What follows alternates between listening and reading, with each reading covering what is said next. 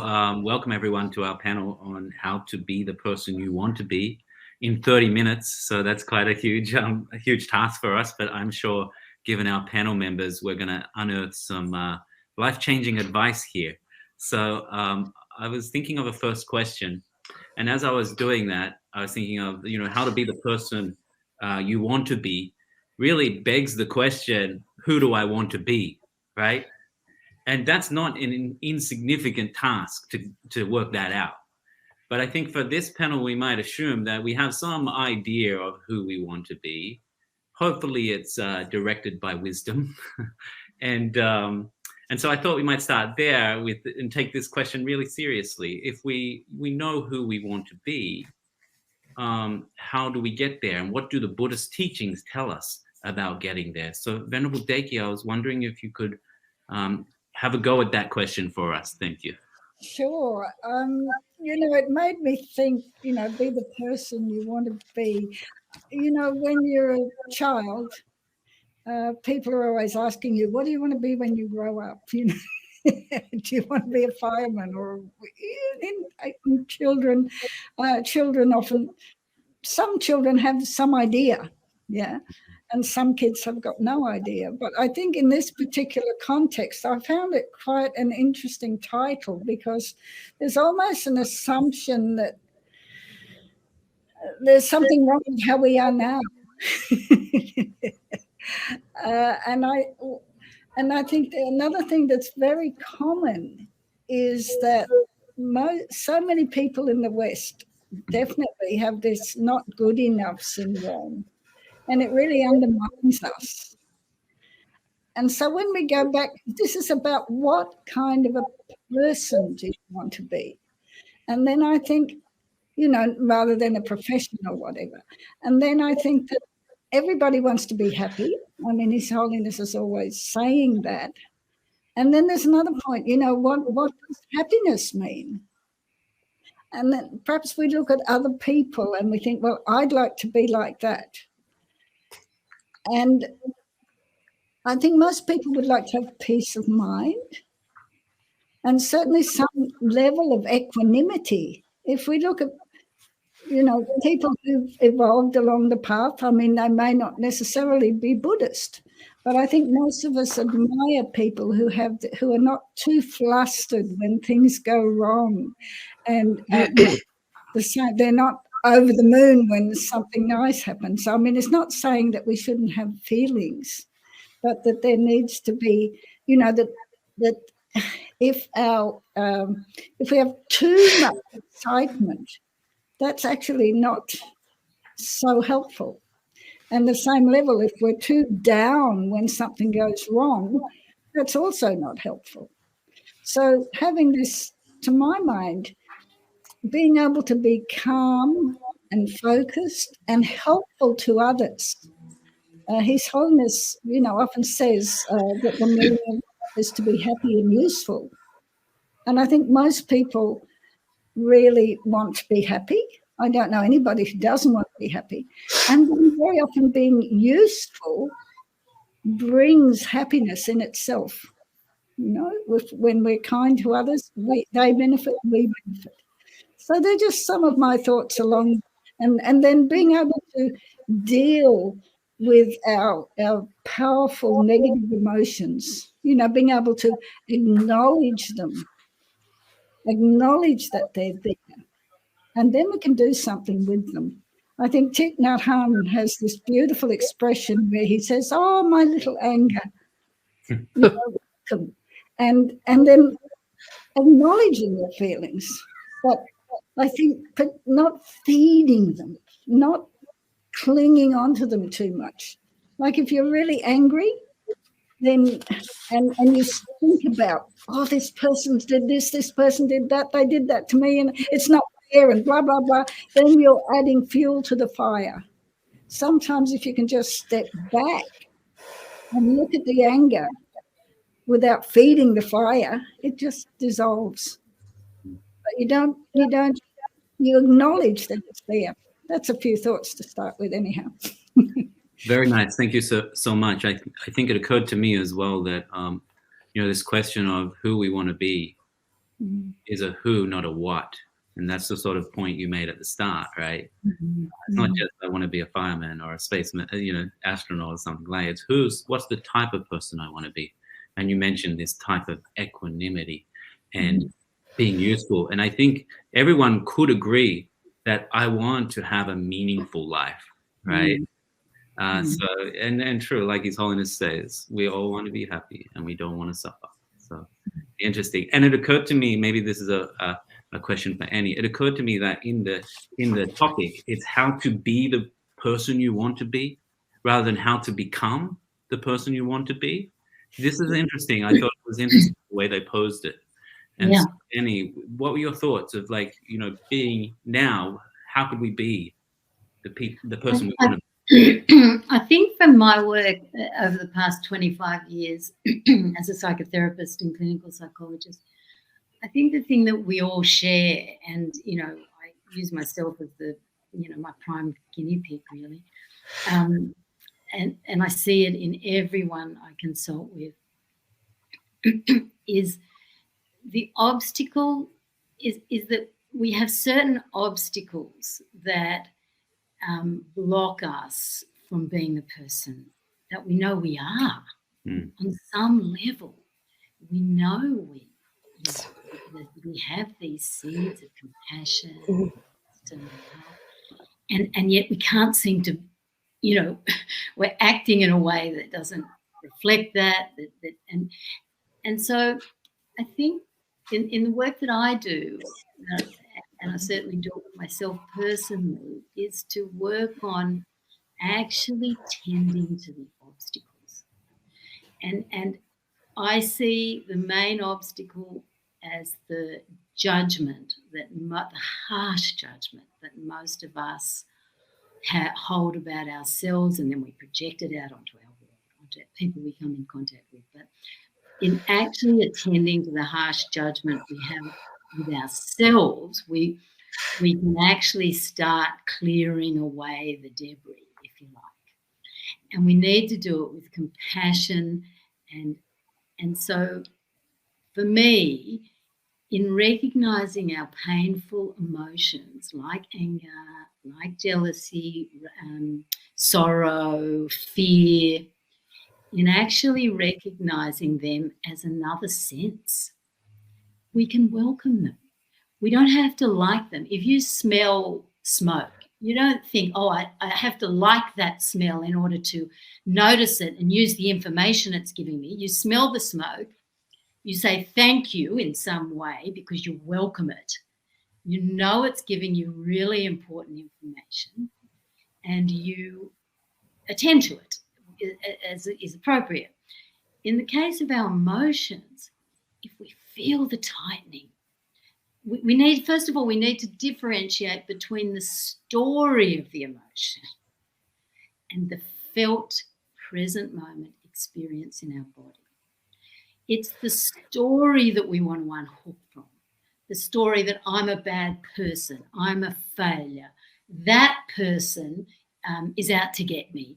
Whatever your story is, whether it's out or in, whatever is sort of hijacking you right now, that's what we want to unhook from.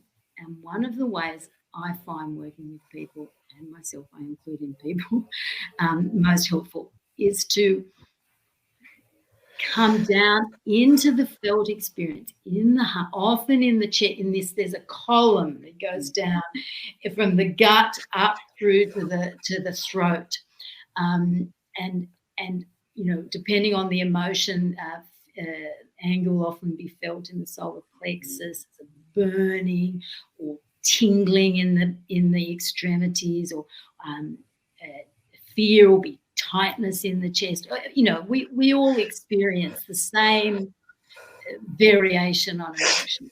So actually unhooking from the story, bringing our awareness and our attention with great tenderness down to the feeling, making space for it, and actually listening. So the question becomes, what is this? What am I believing right now that's giving rise to this, that's making me want to attack or, either in or out or do whatever? And then the question, do I have to believe that? Do I have to believe that I'm not worthy? You know, what if that's not true? What if, you know, the shame that comes with that belief when we're so attached to it, as if it is us, as if just because we've practiced it for 40 years or whatever the number, that means it's true because it feels true. That's actually not rational. It's not, you know, we've cultivated it in our minds with such sort of perseverance. We need to bring the same patience to undoing it, to unhooking, and by caring for the felt experience with great love, like you would an animal that might be one of your pets dying, or a child that's sick. How do we care for that in ourselves? Not in a self-pitying way, but in a way that says, no, compassion. I hold hands with all other human beings. This is part of the human experience. This is not because I'm bad or I've got it wrong. And then we can start to use emotion as a portal to being present. And then what most of us notice is connection arises and love arises and a natural kindness or whatever needs to happen. Sometimes it's quite strict what needs to happen. But, you know, if we can really attend to what is, it tends to clear out. You know? So that little pretend equation is pain times resistance equals suffering. So if we can attend to the pain with love, then the resistance part goes and we suffer less. It still hurts. It still hurts. Thank you, Annie. Maybe we can title this panel, How to Be the Person You Already Are. You truly are. Really? Yeah, and recognizing what gets in the way is really important, but not just you know, batting those things away, but getting down in them as a doorway to being present and understanding the stories we're telling ourselves. And I think you know, this idea of the stories we tell ourselves is an important part in Buddhist practice, and you know, working with those. And practicing mindfulness helps you notice what the stories are. Otherwise, if they remain in your unconscious, you're being pushed around like, I think I heard, like you're tied to the trunk of an elephant. It's you know, you've got no say in anything. Yeah. So we want to bring it to our conscious awareness. That's what I'm believing. Yeah. That's what I. Yeah, absolutely. This, you know, awareness of the unconscious forces that are pulling you away from the person you want to be, right? It starts with first being aware. And sometimes just the awareness starts to dismantle that stronghold over you. And if it doesn't, then we need to bring in more mindfulness. Jen, I wanted to turn to you and your thoughts on what we're discussing and how to be the person you want to be, and the things that get in the way, and some of the strategies from Buddhism for dealing with those. Yeah, I'd really love to just build on what we've been speaking about already with Venerable Dekyi and Annie. I really enjoyed the idea that we need to have the courage to not turn away from identifying those unpleasant feelings. Yeah. So, but also not speaking or not turning away from the positive things that we've been talking about and that you can identify in yourself as well. But taking that time to do that in your daily busy schedule is quite a challenge for all of us, regardless of the lifestyle that we lead. So taking that popular term mindfulness, but bringing it into your, you know, your daily activities, you're going to work, you're getting prepared for work, going to work, you know, the transportation, whatever environment that you're in, and tying it in with your breath as well, you know. So, but that's you've like Geshe Rabden mentioned is that in your morning motivations, and then you're checking back throughout the day, trying to be mindful that you're trying to act in accord with your motivation that you said earlier in the day, your intentions. Yeah. So I find that practice really useful, but also having the confidence to not let that get you down or discouraged. Yeah. Not giving up, like His Holiness the Dalai Lama mentions regularly. So, but then at the end of the day, of your evening, and to take, even if you're lying in bed, I have children of my own, I've got lots of website and, online business things that I'm working with. But even if you've gotten to the point at the end of your day and you're able to reflect for a few moments according to the intention that you set in the morning. And if you worked well, great, pat yourself on the back. But if you didn't, then, your emotions are not something that are integral with yourself. You have to, maybe you can even question the fundamental positive emotions like love, compassion, patience, and so forth. Are they integral in our minds or not? Or are only the afflictive emotions that are something that are removable? For me, that's, and something to consider. But what we're trying to cultivate, as you know, is those positive things. But with a balance, we're identifying those negative things and using those remedies that we're learning about, through conferences like these to better ourselves. So even as, like, Geshe Rabden and others have mentioned, doing a daily practice, a simple daily practice for setting a positive motivation and checking it again in the evening. And not only that, making a promise to do it as best as you can, even better the following day, then days, weeks, months, and years are going to be getting better and better. And you're becoming less self-orientated, inwardly orientated, and more outwardly orientated if you've got your motivation to benefit oneself and others. So that's just what I like to use in a practical sense. Thank you, Jen. I love this emphasis on the cultivation of positive qualities, and then these practices around, aspiration and intention is super important. When I think about, what the Buddhist teachings say about how to become the person you want to be, I think the key I hear from these teachings is that you want to align, you want your body, speech, and mind aligned with one vision, right? And so the question becomes, how do we align our body, speech, and mind together? And there's so many sophisticated, technology within the Buddhist teachings for doing this alignment. Intention setting is for one. That's like a foundational practice, all the way up to Vajrayana practices. I think, in Vajrayana, the idea of harnessing the power of imagination is incredibly powerful. And it goes beyond visualization. Visualization is very popular and it's very powerful.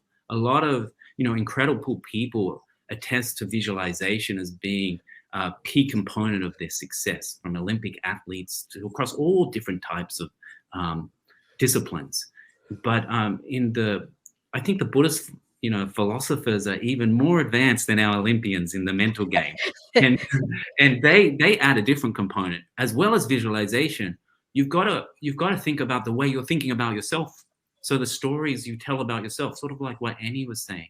Yeah. Selnang and Ngagyo in Tibetan, they talk about it. And it's this idea of, who am I? Who do I want to be? And let's be that now. Let's think of myself. If I want to be a meditator in the future, let's think of myself as a meditator now. This idea of bringing the result into the present, or into the path, as they in Buddhism. And so, this is powerful practices. So maybe I'll throw to Venerable Dekyi. How do we get our mind aligned with our vision? Well, we have to have the vision very clearly in our minds, because we can't align with something that we're not familiar with.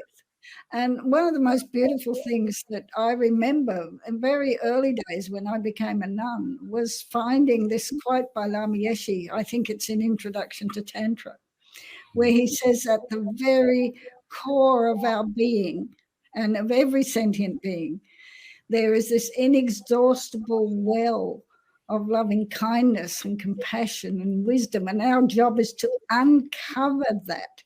So I think this goes back to this idea, you know, on one level, we are already perfect. Right? But the problem is that because we make the self fairly solid and concrete, we all know this, you know, this I am solid, concrete, permanent, here I am, and people are hurting me. Yeah. I think we also have to remember that our essence is pure and that we're not one with the delusions. Once we get the ego out of the way, I rather like a visualization I thought about once, because I used to have a tame parrot, and birds love playing with water. And so I haven't got a hose here, but, you know, this is a hose, okay? And so the parrot with one claw, he would be holding the hose, and the water was coming out, right? And with the other claw, he's trying to grab that stream of water. Why? Because it looked solid, permanent, unchanging.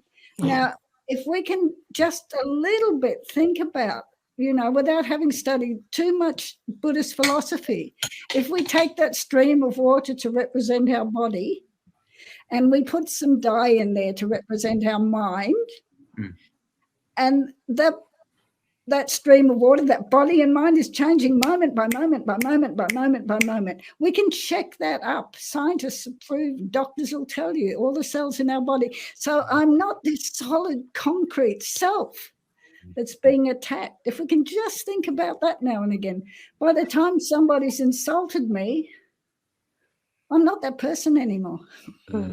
I think just thinking about that a little bit. You know, and the other thing I think is so important, because we put ourselves down. Oh, I lost my temper again. Oh, I did this again. Oh, I'm terrible. I'm awful. Every day I would recommend that you spend a little bit of time and just sit quietly and say, may I be well and happy. May I be free of suffering. May I be at peace. And know that everybody else has this wish too. Yeah, and remembering our essential purity, and the delusions are clouds. They come, they go. Just a few simple little things. And then we don't have to be so caught up when things don't go the way I want them to go. And less reactive. Yeah. Because of that. It's just this stream, you know, it's already changed, already gone. What's the problem? Easy to say, I know, but it's because we all know. It's because we identify and make this I solid, concrete, separate. We have to defend it and so on. So love yourself, love others. Remember emptiness. Yeah. Well, that's making it a practical way to remember emptiness, isn't it, with that, you know, analogy. Yeah. Annie, you were going to say something, I think. No, I was just really agreeing with Venerable Dekyi. Then, I think that's all really beautiful. I think, and you know, I guess the only other thing I would add is that sometimes it can be really funny to just acknowledge, you know, if you reflect upon your day and think, wow, I was really going, how dare he? And it's like, it's okay. You know, it's like, you know, and I think when we can laugh with ourselves, not at ourselves so much, it's like we're joining with the rest of humanity. And of course we're going to take ourselves too seriously, as if we're solid, real. And you know, when that solid, real is really worthless, agony. So we have to bring such tenderness to that. I'm so Oh yeah. It's the opposite side to when it's all trumped up and I'm better than everyone, but it's the same thing and it's painful. Mm. So, the antidote will depend on the type of, contraction we're experiencing at the time. But yes, I agree with everything everybody said. I'm so glad we got to touch on the idea of the Buddhist understanding of the nature of identity itself, which is so profound and opens up so much space for the way to think about yourself and who you could be, and also the way you think about others as well. Yeah. Well, I think from my perspective is that it's so important to identify the good role models that we have on display at the moment in the world. It doesn't have to be from a spiritual perspective, but people that are working towards living within ethics sustainably and, within loving kindness and compassion. Okay, but what is fitting for your disposition. So that's almost half the battle, like Venerable Dekyi touched on as well, is identifying where you would like to move towards. It doesn't have to be some ultimate goal, but it's just the direction that you want to go in. And we can take examples for whatever that arouses joy in you, that you think that is something worth working towards, and slowly integrating, and at the same time reducing those disturbing emotions of anger, frustration, pride, jealousy, and so forth.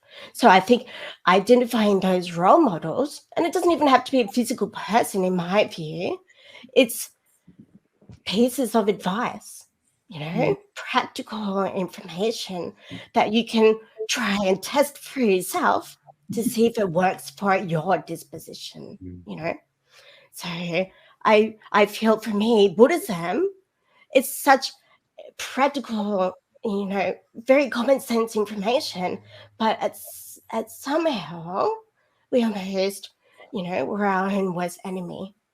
We don't implement that. We have to read it or hear it from somebody else to think, oh, that's actually a good idea. So somehow we have to accept that we've been over many lives, if you agree with that, life perspective, that we've got habituated with these negative reactions. But that's okay, because we've identified and we're working towards unraveling that, and we're also moving around and identifying what looks good, what we want to build into a better human being. Yeah, I think that's key. Like, how do we know who we want to be? Well, who do we admire? And then when we face challenges and disappointed in ourselves, that's a clue for who we really want to be. I think that's key. We're coming towards the end. So any last sort of thoughts, Venerable Dekyi? We can go around. Well, I think we can't underestimate the importance of mindfulness, which has already been mentioned. Because if we don't know what's happening in our mind, and so Buddhism's got all these wonderful tools, and I often like to think of the delusions as the thieves of our happiness, because no one's happy when they're angry. No one's happy when you're jealous. No one's happy when you're attached. So you've got to describe the thief. So, we start off with learning, as the Lamas say, then contemplating, then meditating. So what are the qualities of attachment? And if we're mindful, then we think, oh, attachment has risen in my mind. Oh. And I know that if I get it into the driver's seat, I'll be in trouble. So you're not denying it, you're feeling it. But then you can say thanks, but no thanks. So we've got to know what the thief looks like. Qualities of attachment, qualities of jealousy, qualities of pride. It's like when the police put out a description for a thief, where is that and something else. Oh, here it comes. Here's jealousy. Wow. There's a huge difference. This is where mindfulness is important, between I'm angry already and anger has arisen in my mind. It's there. Hello, anger. But that would be my closing, mindfulness. Yeah. and loving kindness to yourself and everyone else.